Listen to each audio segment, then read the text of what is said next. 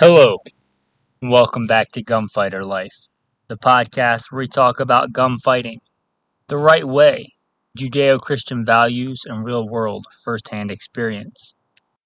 Today's episode is going to be what I'm going to dub the ugly ducklings of the handgun world, the Polymer hammer-fired handguns. Before we get into the bio and into the episode, don't forget to like, subscribe, leave a review of the podcast. If you want to check it out on GoodShepherdTraining.com. There's some more visual stuff, some pictures from past adventures and all the things I've been blessed to do. If you want to check that out, if you want to support the podcast, you want to buy some merchandise, anything like that, GoodShepherdTraining.com. Again, that's GoodShepherdTraining.com. And if you want to skip the bio, you can skip around 3 minutes and 45 seconds from where it starts. First and foremost, I am a servant of God, preacher, a fisher of men. God is number one in my life, and everything that I do in this podcast is no different, and I don't apologize for that.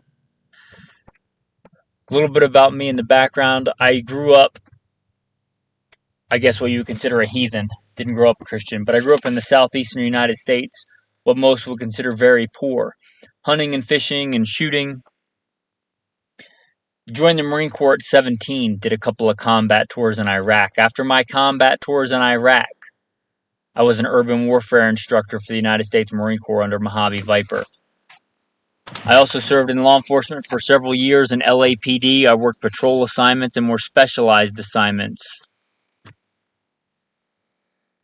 where by God's grace, He got me through some nasty places in this world of war zones and some of the nastiest streets in the country.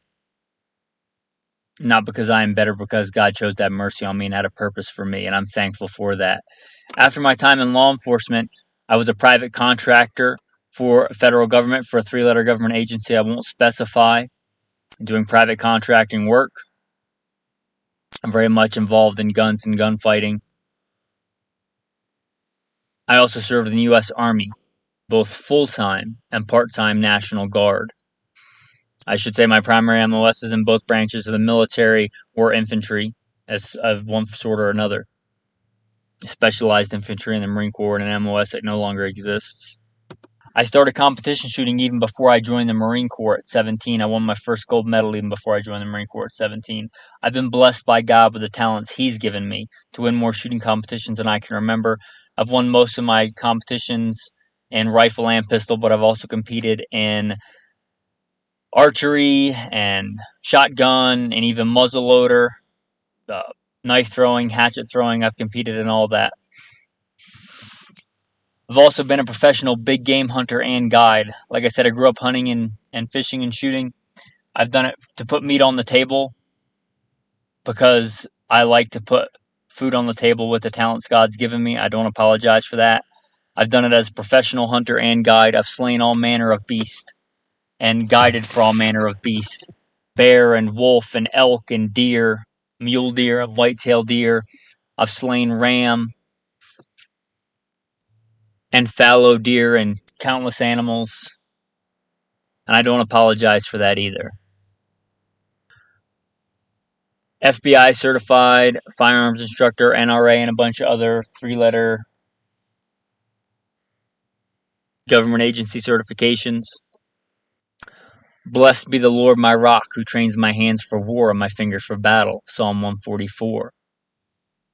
I've been blessed to be the commander of a tactical team, an SRT, special response team, in a large metropolitan area, where our primary job was to stop active shooters.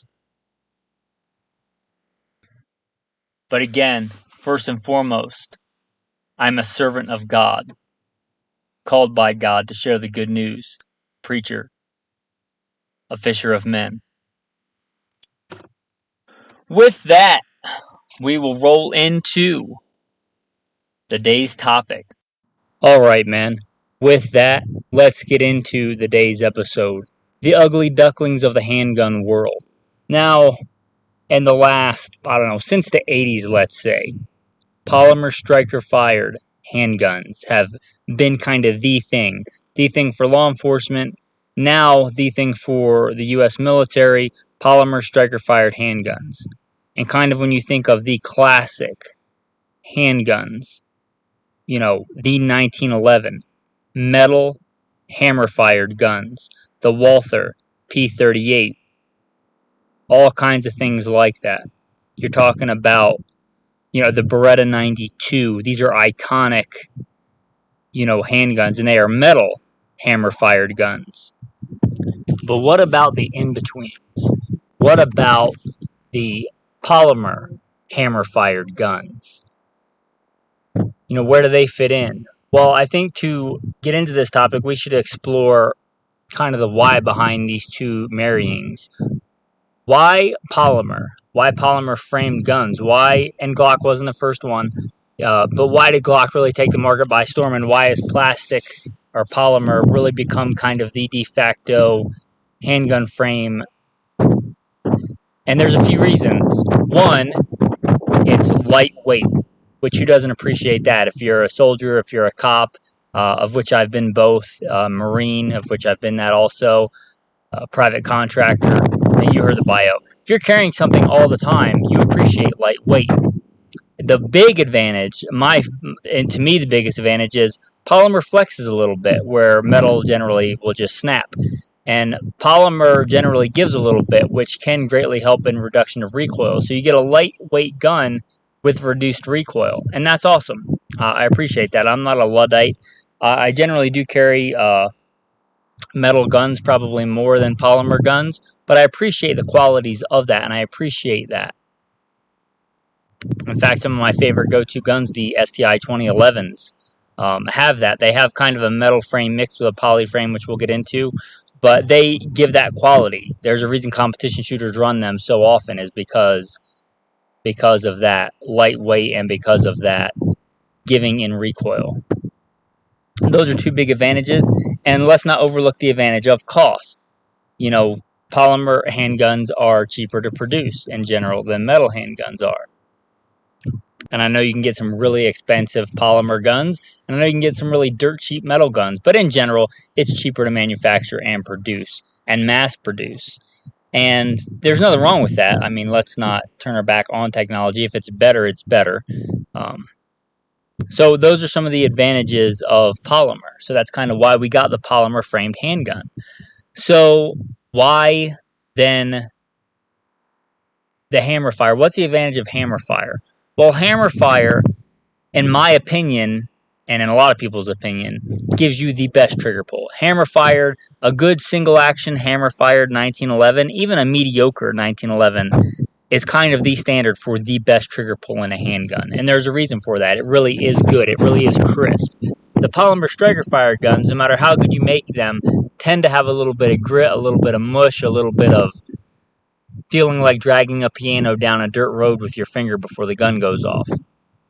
A good metal on metal, metal sear on metal hammer fired gun can have, they don't always, but they tend to have very good, clean take-up, crisp, clean break, like a glass rod breaking on your finger. Just a beautiful, beautiful, crisp break without a lot of over-travel. A lot of people that have gotten into the shooting community in the last couple of years always talk about this shoot to reset, and they don't realize that kind of became a thing because Glock triggers were so bad that you kind of had to, that they had all this extra movement and take up and slack and grit and grime, that you kind of had to shoot to reset to be efficient. If you have a really good trigger, you don't really have to worry about that, because there really isn't much of any of that to have to worry about or to deal with. So, why not mate the polymer frame with the hammer-fired system? And a lot of people have, and that's what we're going to talk about today. And what got me sparked thinking about this was I was in a gun store, and I saw a Sig 2022, often referred to as the Sig Pro. And it's a fantastic gun that never really caught on. And I think because a lot of people, especially the American market, if it's too different, they kind of shy away from it. And this was very much like a Sig P226-229, which has been a standard law enforcement military handgun for quite a while. Again, since probably the 80s. and it's a metal frame gun with a hammer. Well, they came out with a Sig Pro, and by all accounts, it's a robust, durable, great gun. And it has a fantastic trigger pull. The ones that I've messed with had a great trigger pull. And they pretty much have a polymer frame that looks very, very similar. In fact, from a glance, you would think it was a 229 or a 226, but it's a polymer frame gun with a hammer. And it's a double single, but it's got a good double single trigger pull. And it's a fantastic gun. Again, I think it just never really caught on because the people who want that classic hammer-fired gun a lot of times want the classic metal frame. But there's nothing wrong with a plastic frame hammer-fired gun. That Sig Pro is kind of an underappreciated gun. And I wasn't even planning on talking about this, but if you don't know, if you haven't been around a super long time, the Sig 320 is kind of a dominator on the polymer striker-fired handgun market today, but that's kind of a direct delineation from the Sig P250, which was their polymer hammer-fired gun that never really caught on. It kind of flopped. I've only ever seen maybe one of them, maybe a couple, but I don't even know that they make them anymore. But Sig came out with that and thought it was going to be like a game changer, and kind of nobody wanted it. So they kind of evolved that into the 320, which eventually became a good, successful handgun.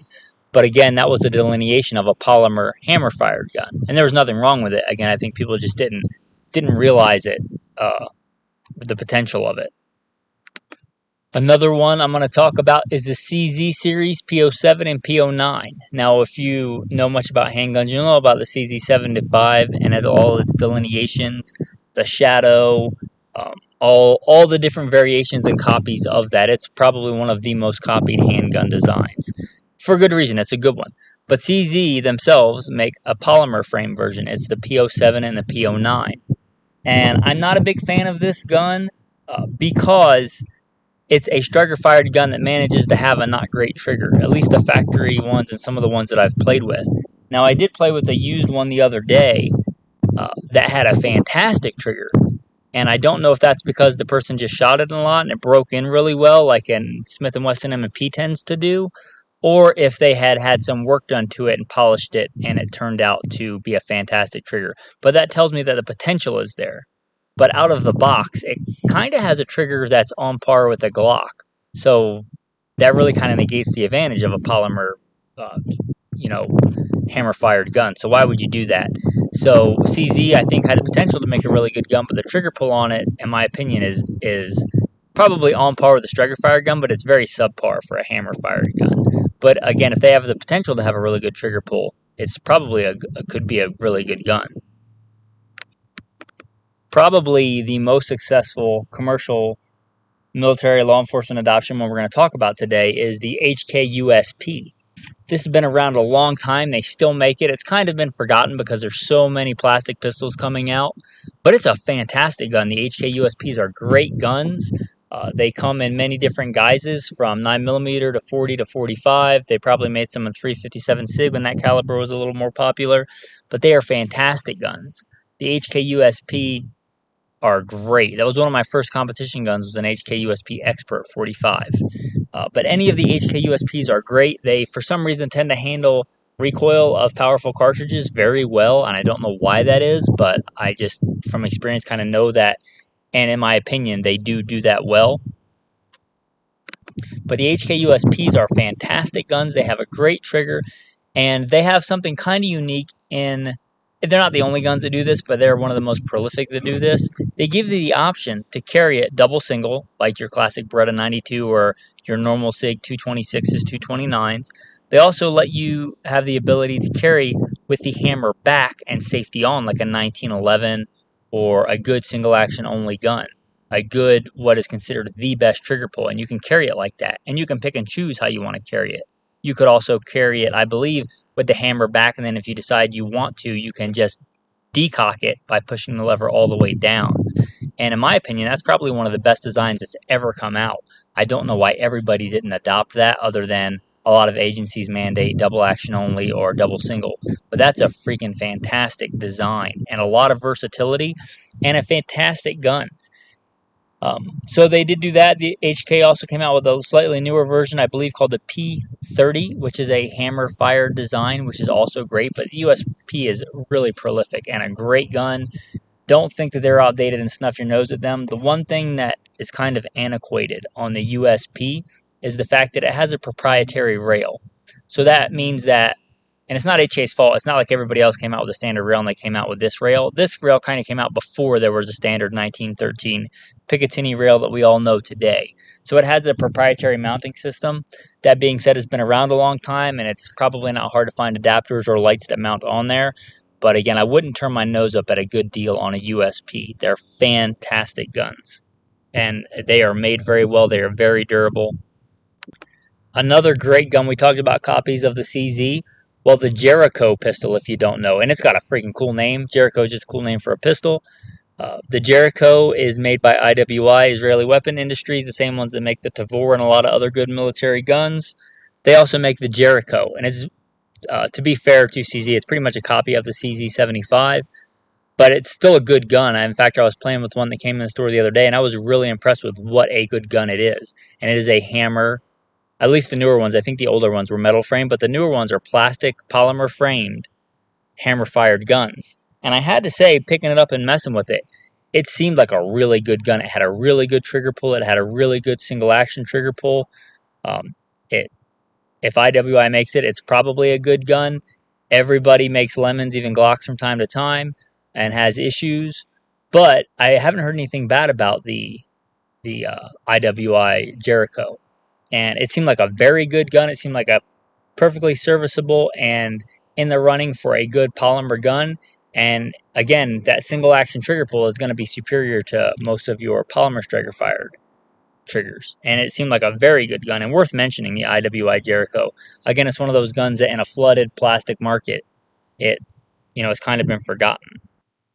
Now, Springfield also came out with, I believe, the XDE, which is very similar to their XD series. Actually, I guess it is technically their XD series, but instead of being a striker-fired gun, it's a hammer-fired gun. I'm not going to talk much about those because I am not a fan of Springfield handguns. I honestly don't know how they stay in business, but a lot of people like them, so I will throw that in there and mention that.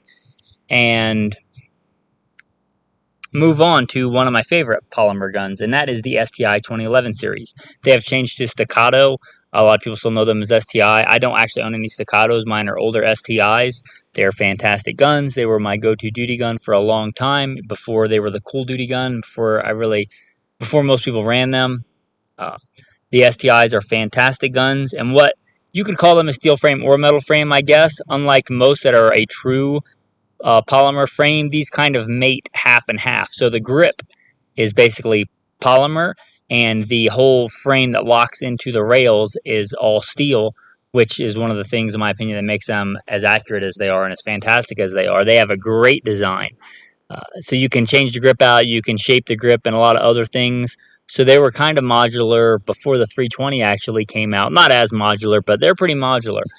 And they, again, have that polymer benefit of they're not super heavy. You can get a double stack 9mm that holds, 21 rounds, 26 rounds of 9mm, which is more than most handguns. And you can get it in a 40-something ounce package, which is about the same as a 8-round 1911 that's full steel. So you get that lightweight.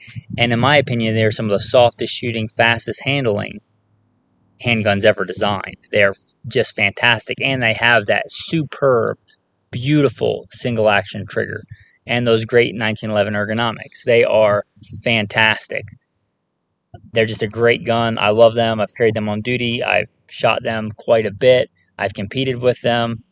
They're a great gun, and the fact that they're still around and the fact they've been so popular among the top shooters for so long, it will show you that they're reliable, they're great, and they have a lot of those attributes we talked about in the beginning.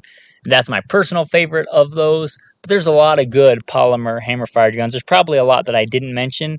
I kind of walked around the gun store that I manage and saw a couple, and also, just from memory, but there's probably a lot out there. I didn't even Google it. There's probably quite a few that I failed to mention. So if you have a favorite I didn't mention, go ahead and leave a review of the podcast and leave it in there so everybody can see it. Don't forget to like, subscribe, and leave a review of the podcast. With that, I want to say, if you like this podcast, if you think the content was worth $1, the fraction of the cost of a box of ammo, and the fraction of the cost of one round of some calibers, consider going to Patreon and supporting. These are free for you to listen to, but they're not free to produce. There's websites and there's hosting, so you guys can actually have access to the episodes. I'm not a technology guy. When I got into this, I kind of had to learn all that stuff, but it's not free. So if you want this content to continue to be produced and you like it being put out, I hope that you will continue to support.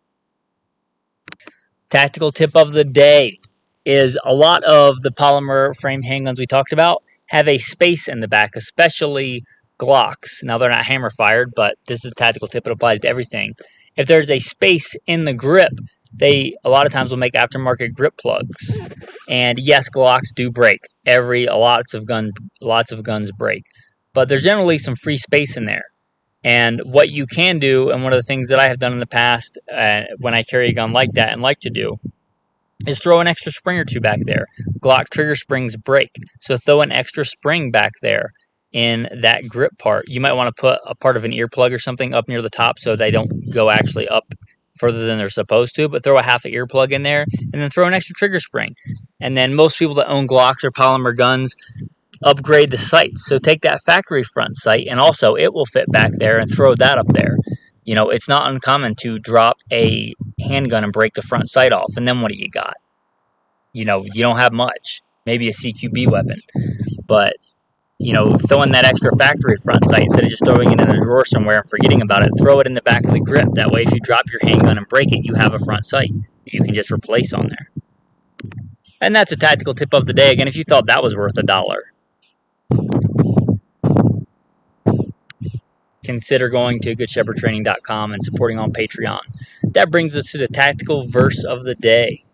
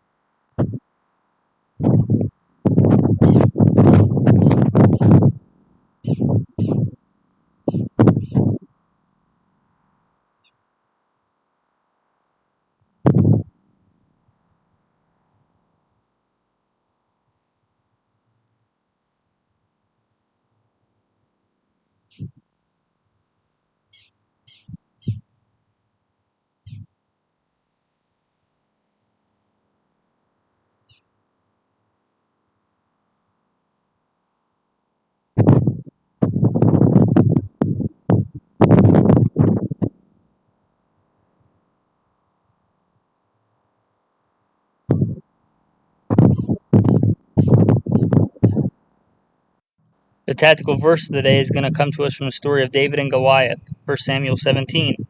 And David girded his sword upon his armor, and he essayed to go, for he had not proved it. And David said to Saul, I cannot go with these, for I have not proved them. And David took them off him. David had access to the coolest tactical equipment of the day, the king's, sword and armor. And he said, no, I will not go into battle with these, for I have not tested them. Now, David had the wisdom from God to know that you don't go into a battle, you don't go into a gunfight with something untested. It's better to have what you have that you've trained with and tested than the coolest tactical kit, the most cutting edge, literally best thing that you haven't tested or trained with. David had told Saul, I've killed lions and bear. He had tested his equipment, and he went into battle against Goliath with what he knew, with what he tested, with what he trained with. There's a lesson for that for us as gunfighters. So be wise. Use the wisdom that God gave you. Don't trust your life to something unproven. It brings me to a story of a man that came to the gun store the other day, and he had an STI. And it's a very good gun and very reliable. And he said, I got these duty loads. You think they'll work? And I said, have you tested them? And he's like, no, but they should be fine. And I was like, no, you should test them. I know they're expensive, but, funerals are really expensive. Testing your duty load is not that expensive. So I went out there with him, and we tested his duty load, and it was fine. And I said, well, at least now you know. You don't just assume that it's good. You know that it's good. Don't just assume your stuff's going to work. Test it. Know it. Thanks, man. Have a blessed day.